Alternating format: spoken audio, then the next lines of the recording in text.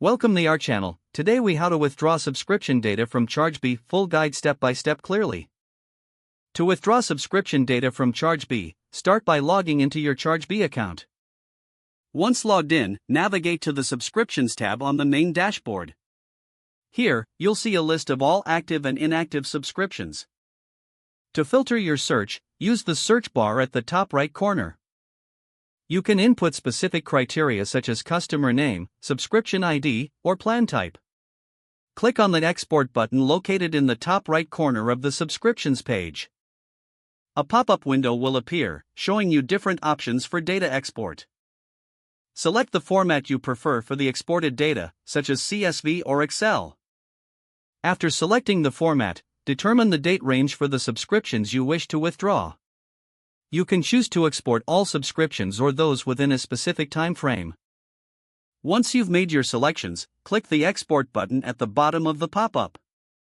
The system will process your request, which may take a few moments. Once the export is complete, you'll receive a notification indicating the download is ready. Click on the notification or check your email for the download link. Download the file to your computer and open it using your preferred spreadsheet software. Review the data to ensure that it meets your needs. If necessary, use additional filters and sorting options in your spreadsheet application to analyze the data further. You have now successfully withdrawn subscription data from Chargebee.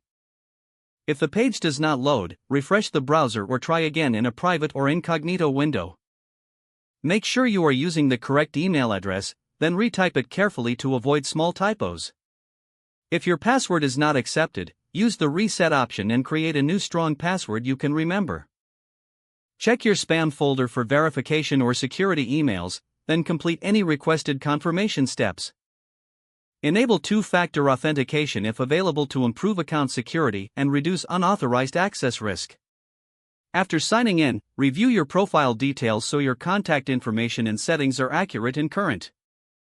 If you see an error message, note it down and try again after restarting your device and internet connection.